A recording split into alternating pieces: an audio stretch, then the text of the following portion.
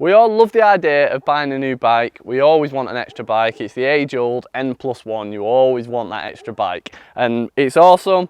I'm the same. I always lust after that extra bike, lust after that new bike. But in this video, I'm going to discuss whether getting a new bike actually makes you faster and fitter, or whether it's a bit of a myth. So I'm going to go through some reasons for and some reasons against, and then we'll see kind of what conclusion we come to at the end.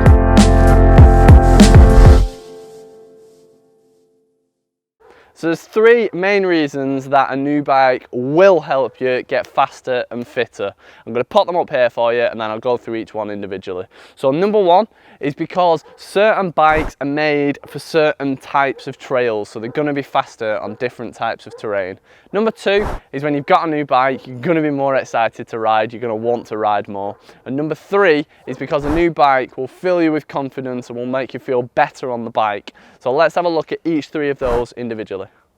So first of all, specific bikes are designed for specific purposes. You would not want to go down a World Cup downhill track on a 120mm travel XC bike. It ain't going to end well.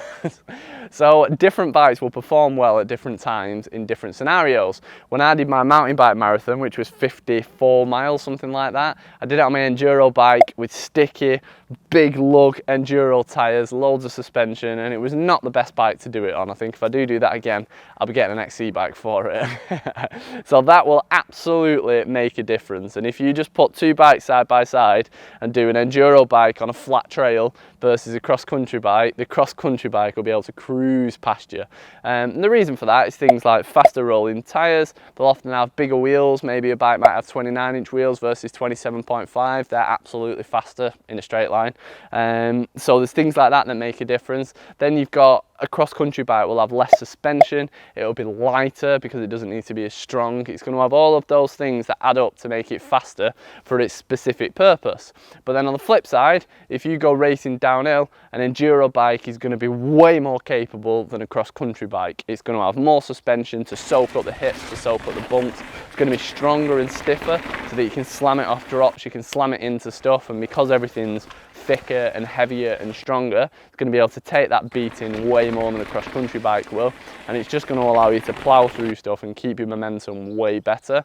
So that's just a basic example of how a bike absolutely can make you faster, because the right bike for the right purpose performs better. So that absolutely makes a difference, changing from one type of bike to another bike. Huge difference, absolutely.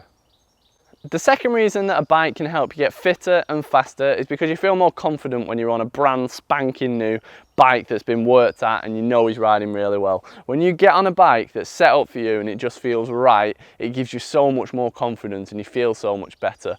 Even little tweaks make a difference. So recently I went from 780mm bars to 800mm bars, which sounds like nothing. It was crazy how much easier it was to corner just because I had that extra leverage. It was way easier to lean the bike over, even though it's only 20mm, and it felt more stable as well. So I felt like I could truck through stuff just that little bit more confidently. Now that was just from a 20mm extra difference. When I went from my second-hand 10-year-old Orange 5, which was falling apart by the time I got rid of it, to a brand new Yeti SB6, it was a huge jump. Like, I absolutely battered my times up and down, everything.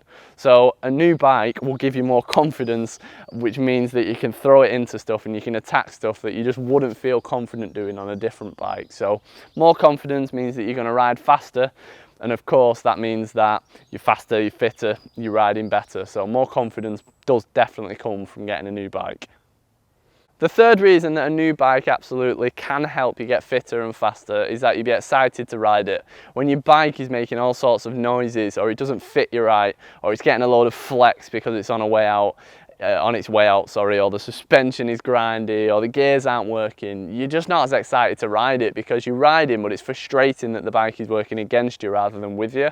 When you get a new bike, however, you're excited to ride it and you just dream about that next ride and you want to go out no matter the weather and whenever it is. And of course, that leads to you riding more, which means that you're going to get fitter and you're going to get faster because you're riding more, because you're excited to ride. So there's three reasons there that buying a new bike can absolutely help you get fitter, faster, and therefore happier. So if you want an excuse to buy a new bike, crop this video to this part, and then you can share it with your partner, your significant other, whoever your bank manager is, and you can chat to them about 3 reasons you definitely should get a new bike. If, however, you want to explore when a bike doesn't help you get fitter and faster, don't watch the rest of this video. Sorry, do watch the end of this video. So we've chatted about the exciting bit of why you should absolutely go out and purchase a new bike. Now let's look at the sensible reasons that a new bike won't be the answer to all of your prayers.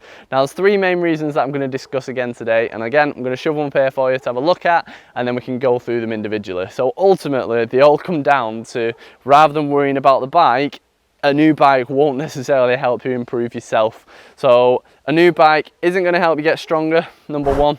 It's not going to help you get fitter necessarily, because you need to put more work in. And the third reason, I forgot. And the third reason, obviously I didn't forget, is that you may need to lose weight, and a new bike isn't necessarily going to help you lose weight. So they're the three main reasons that I did not forget. So let's dive into each one individually, where I can have a break and check my notes between each part. Ultimately, I'm a massive, massive believer that you should focus on yourself even more than the bike. It's absolutely beneficial, it's fun to focus on improving the bike and on getting a new bike, but ultimately you need to work on yourself.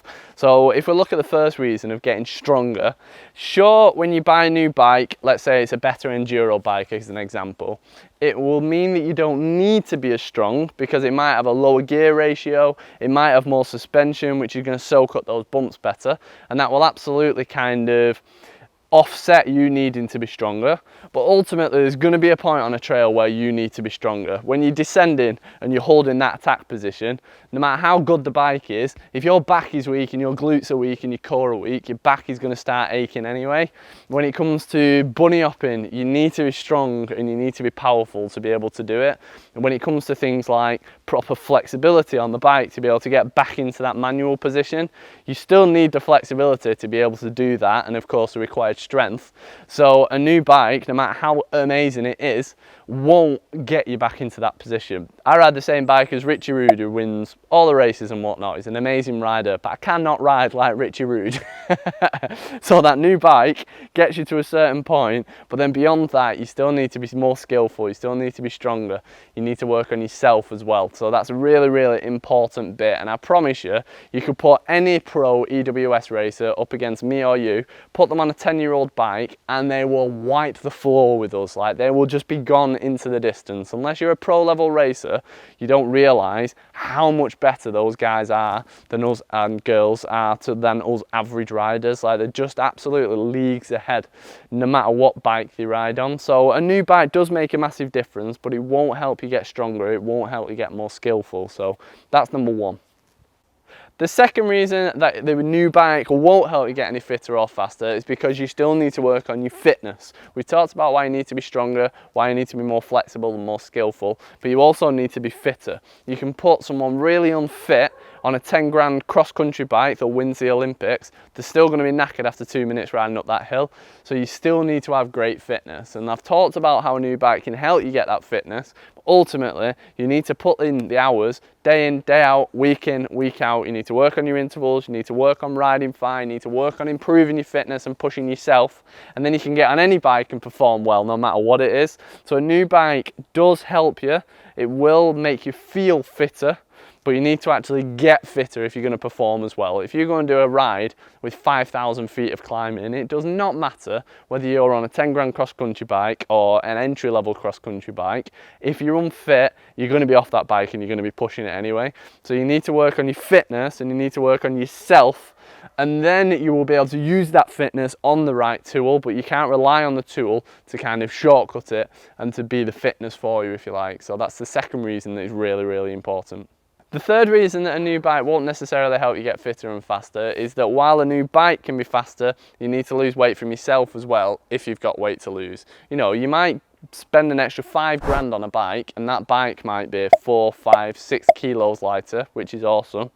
But if you're 20 kilos overweight, that's only going to help you so much. Losing body fat will make a huge difference. I think it was GMBN that did it, where they wore weighted vests and actually did a test where they wanted to compare how much fitter faster riders were with a weighted vest on, how much faster they were, sorry. And there was a big difference just when they had that extra body weight. So it's well worth considering that if you're a heavier rider, you're not going to be as fit on the bike as you could be. So yeah, absolutely, spend weight on getting a lighter bike. all for it, but you also need to make sure that if you need to, you work on losing weight as well from your body, because every pound, every kilo that you lose will translate into much more fitness on the bike, and that's not something that you can cheat your way to by relying on the bike to lose all that weight. So that's the third reason. Right, down to the conclusion. Will a new bike make you fitter and faster? And the answer, I'm afraid, is maybe. It depends on what bike you're coming from and what bike you're going to. It depends on what purpose you're having it for. But ultimately, if you want to go buy a new bike, you go buy a new bike. I think there's far worse things you can spend your money on. I'm all up for it. But what I would say is, yeah, get the new bike, tune your bike, do whatever you want to it, but work on your fitness, work on your skill, work on your strength as well. If you were to grab a copy of my 12-week training program, for example, or my nutrition guide, or both, you can work on yourself and spend 70 quid or whatever they two come to together.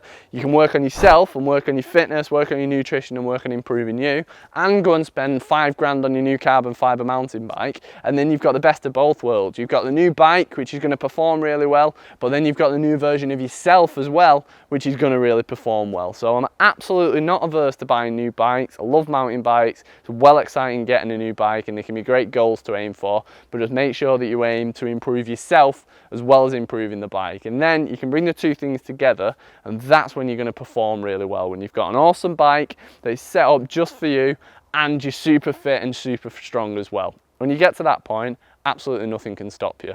I'd love to hear your views, so just drop them in the comments and let me know. Thank you so much for watching, and if you want to watch more MTB Fitness videos, make sure you subscribe. Thank you.